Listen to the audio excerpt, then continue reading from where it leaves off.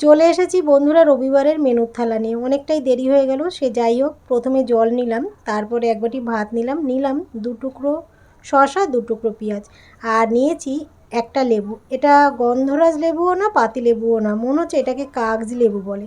আর এই বড়াগুলো জানো তো, এগুলো না কুমড়োর বড়া। কুমড়োগুলো থেতো করেছি, থেতো করে এর মধ্যে চাল গুঁড়ো, বেসন আর সামান্য কর্নফ্লাওয়ার আর কাঁচা লঙ্কা আর নুন হলুদ দিয়ে বড়াগুলো করেছি। ভীষণ ভালো লাগে এই কুমড়ো বড়াটা, আমার তো ভীষণই ভালো লাগে। কুমড়ো ভাজা খাই না, এই যে পুঁই শাক করেছি, পুঁই শাকের কুমড়ো খাবো না, কিন্তু এই বড়ার কুমড়োটা ভালো লাগে।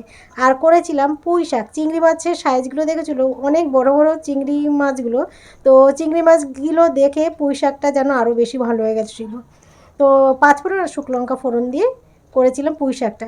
আর যাই হোক, রবিবার মানে মাংস, সেটা কোনো বিশেষ কিছু না, আমার মনে হয় সব ঘরে ঘরে মাংস হয়। তো সাথে যে পুঁই শাকটা, এটা একটু স্পেশাল। সে যাই হোক, রবিবারে আজকে চিকেন হয়েছিল। চলো, এই ছিল আজকের মেনু।